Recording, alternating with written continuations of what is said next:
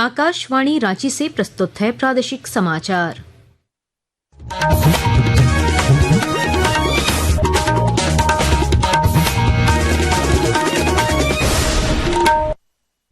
नमस्कार, प्रादेशिक समाचारों के साथ मैं कामिनी। पहले मुख्य समाचार। नक्सलियों के खिलाफ चलाए जा रहे राज्यव्यापी अभियान में पुलिस को मिली बड़ी सफलता। खूंटी से 4 पीएलएफआई नक्सली समेत 5 गिरफ्तार। केंद्रीय मंत्री अन्नपूर्णा देवी और रक्षा राज्य मंत्री ने राज्य सरकार पर लगाया विकास कार्यों में लापरवाही बरतने का आरोप। कहा, केंद्रीय फंड का हो रहा है दुरुपयोग। जन समस्याओं के समाधान के लिए राज्य के वित्त मंत्री राधाकृष्ण किशोर ने रांची में लगाया जनता दरबार। केंद्र पर झारखंड की अनदेखी करने का लगाया आरोप। देवघर के विश्व प्रसिद्ध श्रावणी मेले की तैयारियां तेज। राज्य के पर्यटन मंत्री सुदिव्य कुमार ने की समीक्षा बैठक। अधिकारियों को समय पर कार्य पूर्ण करने के दिए निर्देश। और राज्यपाल ने जमशेदपुर में 134वें डुरंड कप ट्रॉफी का किया अनावरण। कहा, राज्य में इस प्रतियोगिता के आयोजन से खेल संस्कृति को मिलेगी नई ऊर्जा। और अब समाचार विस्तार से।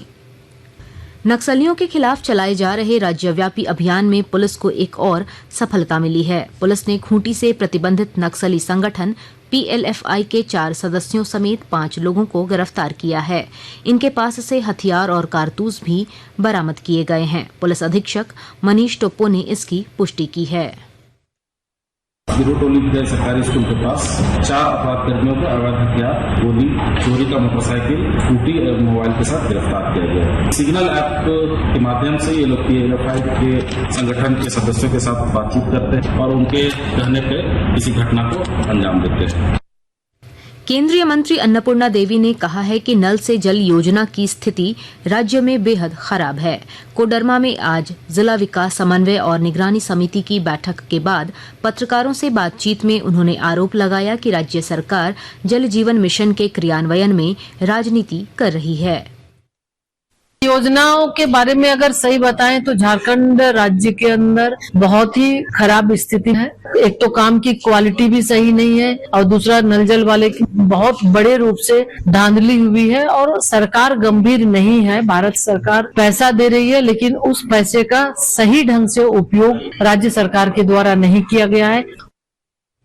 रक्षा राज्य मंत्री और रांची के सांसद संजय सेठ ने कहा है कि वे रेल मंत्री अश्विनी वैष्णव से मुलाकात कर श्रावणी मेला के दौरान रांची से सुल्तानगंज के लिए स्पेशल ट्रेन की मांग रखेंगे। आज रांची में पत्रकारों से बातचीत में उन्होंने कहा कि वर्तमान समय में केवल रांची लोकसभा क्षेत्र में लगभग 4,224 करोड़ रुपए से अधिक की लागत से विकास योजनाएं चल रही हैं। श्री सेठ ने राज्य सरकार की कार्यशैली पर नाराजगी जाहिर करते हुए कहा कि केंद्र सरकार द्वारा विकास कार्यों के लिए राशि उपलब्ध करा दिए जाने के बावजूद समय पर कार्य पूरे नहीं हो रहे हैं। वर्तमान में 32 अंडरपास और फ्लाईओवर बन रहे हैं रांची लोकसभा में, जिसमें 16 पूर्ण की ओर है और 16 बन रहे हैं। अपने में एक रिकॉर्ड है। अभी चुकिया में 2 आरओबी और एचईसी में 1 आरओबी का निर्माण है, लेकिन इसमें अपनी तरफ से स्वीकृति भारत सरकार ने, रेलवे मंत्रालय ने दे दी है। राज्य सरकार का जो पहल जिस स्पीड से होनी चाहिए तो नहीं हो रही, जिसके कारण इसमें देर हो रही। राज्य के वित्त मंत्री राधाकृष्ण किशोर ने आज कांग्रेस के प्रदेश मुख्यालय में जनता दरबार के माध्यम से लोगों की समस्याएं सुनी और उसके त्वरित निष्पादन का प्रयास किया। पत्रकारों से बातचीत में वित्त मंत्री ने कहा कि केंद्र सरकार द्वारा विभिन्न मदों में समय पर राशि नहीं मिलने से राज्य सरकार को योजनाओं के संचालन में दिक्कतों का सामना करना पड़ रहा है। राष्ट्रीय स्तर की जितने पेंशन है लगभग 300 करोड़, ये पैसा अभी तक भारत सरकार से नहीं मिला है, जिसके कारण लगभग अक्टूबर माह से लेकर अभी तक 6-7 महीना हो गए, अभी तक पेंशन नहीं मिला। सिर्फ नल जल जीवन योजना पर 6,500 करोड़ रुपए हमें नहीं मिला। मैंने उनसे मांग किया। हजारीबाग सांसद मनीष जायसवाल और बड़कागांव विधायक रोशनलाल चौधरी को केरेडारी के बेलतू जाने से आज पुलिस और स्थानीय प्रशासन ने रोक दिया। पुलिस ने धारा 163 का हवाला देते हुए उन्हें बेलतू जाने नहीं दिया। दरअसल बेलतू में 2 समुदायों के बीच झंडा लगाने को लेकर विवाद है। सांसद मनीष जायसवाल ने उन्हें घटनास्थल पर जाने की अनुमति देने की मांग प्रशासन से की है। आकाशवाणी के ताज़ा तरीन समाचारों के लिए आप हमारी वेबसाइट newsonair.gov.in पर लॉग ऑन कर सकते हैं। ताज़ा समाचार X handle @AIR news alerts और Facebook page All India Radio news पर भी उपलब्ध है। आप प्रादेशिक समाचार एकांश के एक्स हैंडल @AIR न्यूज़_रांची और Facebook page Akashvani news Ranchi, Instagram page तथा YouTube channel AIR news Ranchi पर भी हमारे बुलेटिन सुन सकते हैं। प्रादेशिक समाचार आप आकाशवाणी रांची से सुन रहे हैं। श्रावणी मेला की तैयारियों को लेकर देवघर के सर्किट हाउस में एक उच्च स्तरीय समीक्षा बैठक आयोजित की गई। बैठक की अध्यक्षता राज्य के पर्यटन मंत्री सुदिव्य कुमार सोनू ने की। बैठक के बाद पत्रकारों से बातचीत में पर्यटन मंत्री ने बताया कि श्रद्धालुओं की सुविधा को लेकर राज्य सरकार पूरी तरह गंभीर है।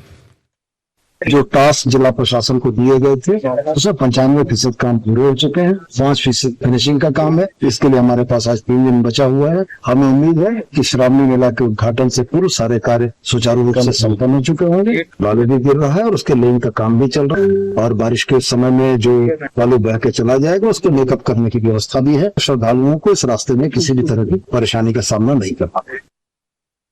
रामगढ़ जिले में किसी भी अप्रिय घटना से निपटने के लिए 2 लाख आपदा मित्र बनाने का लक्ष्य रखा गया है। इस सिलसिले में प्रशिक्षण शिविर आयोजित किए जा रहे हैं और जानकारी दे रहे हैं हमारे संवाददाता। आपातकाल में सही निर्णय लेकर आम जनों की मदद करने के उद्देश्य से रामगढ़ जिले में 2 लाख आपदा मित्र बनाने का लक्ष्य रखा गया है। इसे लेकर उपायुक्त फैज अक अहमद मुमताज के निर्देश पर 10 दिवसीय प्रशिक्षण शिविर चलाया जा रहा है। जिले के टाउन हॉल में चल रहे इस आपदा मित्र प्रशिक्षण सह प्राथमिक उपचार प्रशिक्षण कार्यक्रम में उपायुक्त ने खुद उपस्थित लोगों के बीच डेमो करके दिखाया। यहाँ से मास्टर ट्रेनर का प्रशिक्षण प्राप्त करने के बाद स्कूली विद्यार्थी प्रत्येक पंचायत के गांव-गांव में जाकर आपदा मित्र तैयार करेंगे ताकि आपदा के समय त्वरित सहायता प्रदान करते हुए जान माल की क्षति को कम किया जा सके। कौशल किशोर तिवारी, आकाशवाणी समाचार, रामगढ़। मौसम विभाग ने अगले 24 घंटों तक राज्य के पूर्वी सिंहभूम, पश्चिमी सिंहभूम और सरायकेला खरसावां समेत 8 जिलों में भारी बारिश की संभावना जताई है। इसे लेकर ऑरेंज अलर्ट जारी किया गया है। इसके अलावा सिमडेगा, खूंटी और रांची समेत 12 जिलों में बाढ़ की स्थिति की चेतावनी जारी की गई है। मौसम वैज्ञानिक अभिषेक आनंद ने लोगों से नदियों और जलप्रपातों के किनारे जाने से बचने की सलाह दी है। जो दक्षिणी भाग है झारखंड का, जिसमें पूर्वी सिंहभूम, पश्चिमी सिंहभूम, सरायकेला खरसावां है, वहाँ पे जो नदियां हैं उसमें लोग थोड़ा सा जानने से बचें। तूफान में हो सकती हैं स्वर्णरेखा, करकई, बोकारो और धनबाद में जो खासकर दामोदर है उसके किनारे में लोग थोड़ा सा जाने से बचें और रांची में फॉल के आसपास में जाने से बच सकते हैं। 134वें डुरंड कप 2025 की शुरुआत से पहले जमशेदपुर के XLRI सभागार में भव्य समारोह के साथ ट्रॉफी का अनावरण किया गया। समारोह में बतौर मुख्य अतिथि राज्यपाल संतोष कुमार गंगवार रहे, जबकि विशिष्ट अतिथि के रूप में शिक्षा मंत्री रामदास सोरेन शामिल हुए। इस मौके पर राज्यपाल ने इसे झारखंड के लिए गर्व का क्षण बताते हुए कहा कि इससे राज्य की खेल संस्कृति को नई ऊर्जा मिलेगी और युवाओं को प्रेरणा मिलेगी।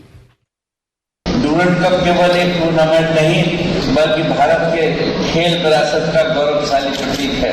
वर्ष 1988 में इसकी शुरुआत हुई थी और आज भी भारतीय सेना और भारतीय फुटबॉल महासंघ के संयुक्त प्रयासों से उतनी ही गरिमा के साथ आयोजित किया जा रहा है। इस वर्ष जब इस टूर्नामेंट के मैच में झारखंड में आयोजित हो रहा है, ये राज्य के लिए एक ऐतिहासिक क्षण है।